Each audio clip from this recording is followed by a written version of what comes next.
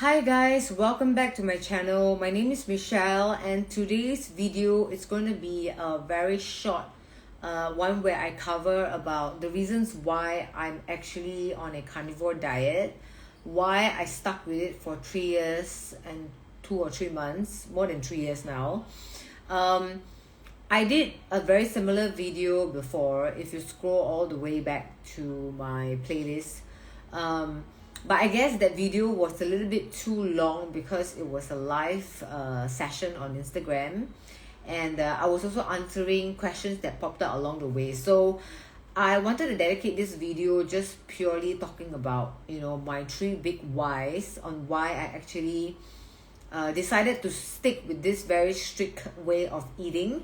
And I still get a lot of these questions whenever I meet new people, whether it's from work or my personal life, is that people wonder like, oh, why is it that you are so extreme? Why is it that you don't just do keto? So I hope that this video will address it. So let's begin with the first reason why.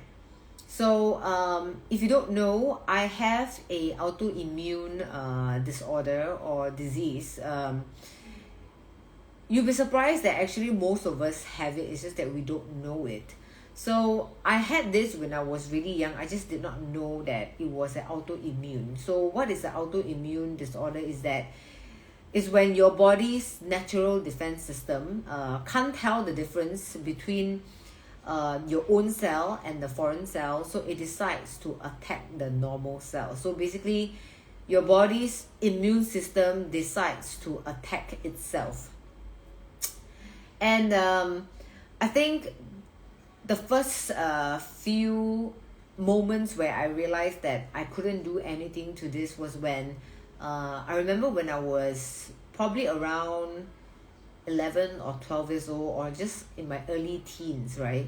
I would have this like sudden rash, and eczema, and then I would have which is related to my asthma.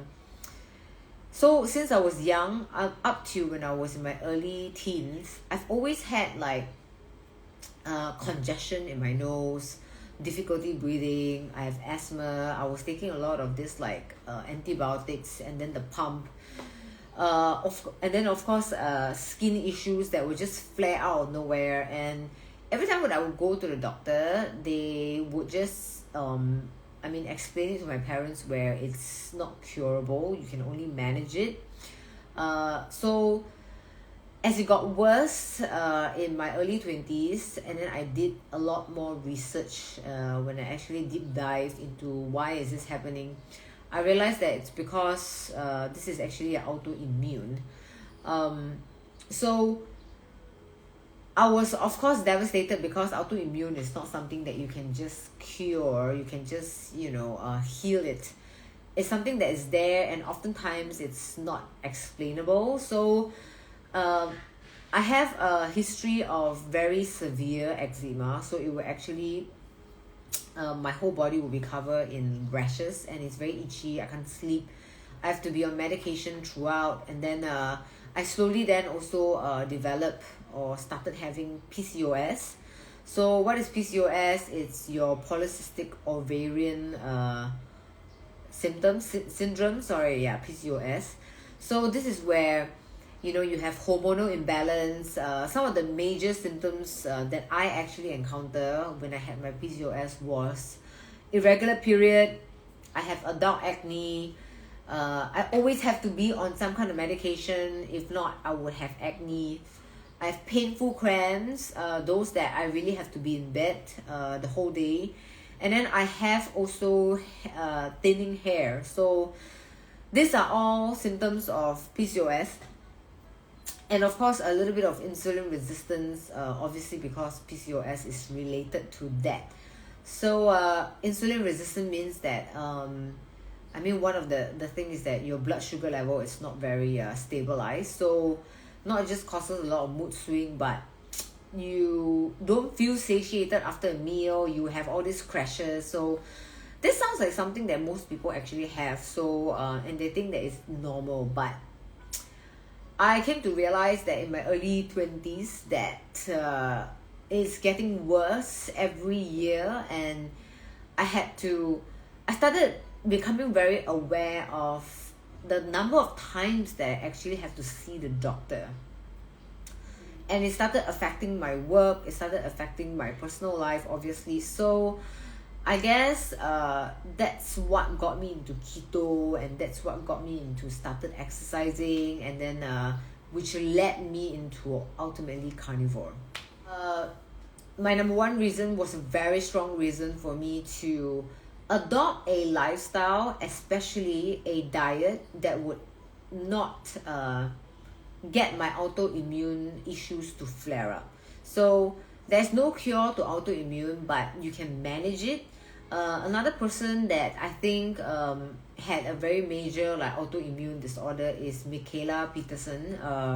She is somebody that is very notable in the carnivore space, that actually are the first few ones that spoke about her issues. I think she has rheumatoid, not sure how it's pronounced, sorry, but she has arthritis, which is actually a big autoimmune disorder, and she totally managed that just going on the lion diet, which is actually the carnivore diet. So the second reason why I am actually on a carnivore diet is because of the mental sharpness, the mental clarity, the zenness that I get before and after eating a meal. I don't know if you guys noticed this, that if you're very used to eating carbs, you're not really aware of how diet affects your mood. If you don't buy into those things, often people just think that it's a normal thing to feel, but having brain fog after you eat, wanting to sleep after you eat, and having no energy after you eat is not normal at all. So when I wasn't doing keto, when I wasn't doing carnivore, I was eating pretty much, would say, things like oatmeal. I'll have a bit of rice. Sometimes I'll have like cup noodles. I didn't know that processed food was bad for you. So, and of course, in your early 20s or in your teens, your metabolism or your hormone level is like, well, it could have been better, but you can get away with most things at that age period. So I think I started realizing that every time I eat something that is processed, I will feel horrible after that, not only digestive wise, but it's just the mental alertness, the ability to focus, and having a very sustained kind of energy is just not there. So when I did keto, obviously apart from wanting to get fit, like where you just don't eat carbs at all, you avoid sugar, you obviously at that point of time drop a lot of water weight because of all the inflammation that you get from eating sugar and carbs. That was one thing, but I also quickly realized that I felt more energetic, and it's a lot easier for me to keep focus on something that was quite intense. So it could be attending a meeting that went on and on for a long time, and sometimes people just lose focus. So for me, I got that really, really heightened. Like I have super sharpness and super like focus when I went to carnivore. And when that is coupled with fasting, that's like, my productivity level was like, times 100. It's like, I don't know how to explain it. It's just, you don't think about food. You feel light, and you feel like all your mind, your thoughts, it's just in such an organized way that you can just access it easily. It's not like, that kind of brain fog that you get after eating a heavy like carb meal or something sugary. So keto didn't work as well because I was eating a lot of vegetable oil and artificial sweetener that I did not know that it can actually impact your blood sugar levels. So only when I went into carnivore that everything got optimized for me. I was very stable throughout my energy. I used to have like a lot of coffee in order to keep myself alert and sharp the whole day. But now I don't rely on coffee anymore. There are even those days that I don't feel the need that I have to get my green tea, because green tea is something that I still drink because I really enjoy the taste of it, the bitterness. So the mental alertness, the mental clarity, and even, you know, going through stressful moments at work, right? I was able to be more composed. I felt a lot more control, and it's not something that I used to have when I was not doing the carnivore diet. Is it really because of the carnivore diet? I think scientifically, because when you don't eat carbs, when you don't eat sugar, your body run on ketones, which is the fat source that is in your body. When you eat carbs and sugar, obviously your body will be running on glucose. So when you have no glucose, your body will run on ketones. I guess when I was doing carnivore and I was fasting, you get this moment where you are running on ketones. So it's a very clean kind of energy that, you know, it doesn't cause you to suddenly feel very energetic and then you crash. You know, it's very stable and sustained. And I think that's why it explains the mental clarity and the mental agility, because you don't have your blood sugar running up and down. Because people who eat like processed food and sugar, their blood sugar level goes really high right after they eat it, and then it drops down really fast, so they feel like shit. So their mood gets affected. Obviously the performance, whether it's physical performance or mental performance, gets affected. So the second reason why I stick to the carnivore diet is because I feel sharper, I feel more energetic, and I'm a lot more productive. So the final reason why I'm still on a carnivore diet is really for my lifestyle goal, because I do enjoy like prolonged fasts from time to time. Like I will incorporate 24 hours fast once a week or once every 2 weeks. So this whole fasting routine is meditative for me. You know, I feel so zen, and especially during a very, very like busy day at work, or if I'm traveling, it is when I want to be in the most zen state. So fasting allows me to feel that. And so if you're not on a carnivore diet and you attempt to fast, it is incredibly difficult. Not that you cannot do it, of course you can. It's just that if you're on a carnivore diet, you don't really rely on glucose as your energy source. You rely on ketones or your fats.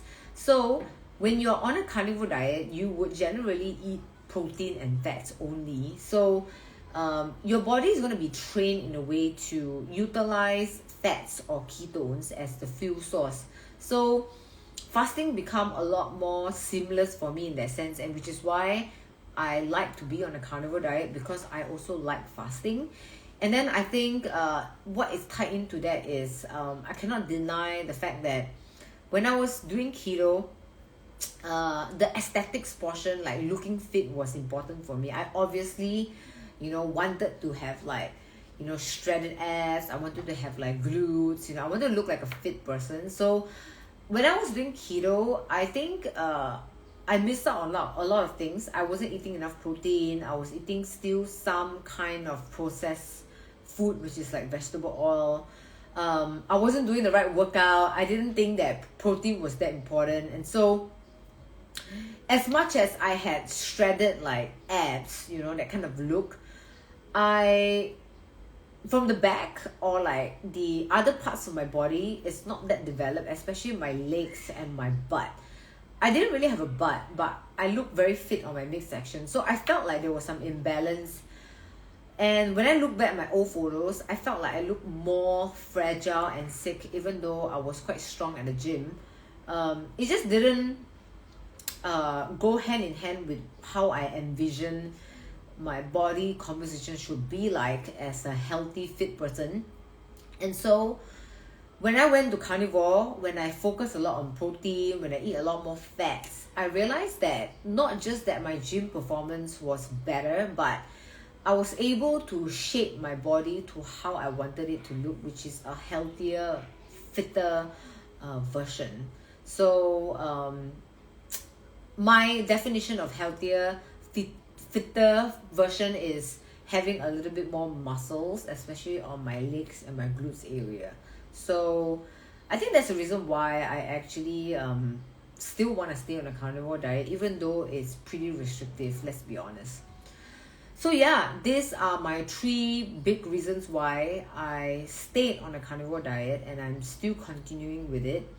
And I'm still continuing to get the benefits that I've just mentioned earlier on. So yeah, I hope that you find this video useful. If you are having some of the issues that I had before, like, you know, autoimmune, PCOS, or even like you're just trying to optimize the way you think and have more mental zenness, perhaps going on an elimination diet for a short period of time will help you decide if you're going to have it, and at least have an experience of what it really feels like. Because I do see carnivore diet being beneficial for a lot of people, but whether it's sustainable or not, it's a different question. So perhaps my next video I'll talk about, you know, who should stay on a carnivore diet and who should slowly experiment out from it.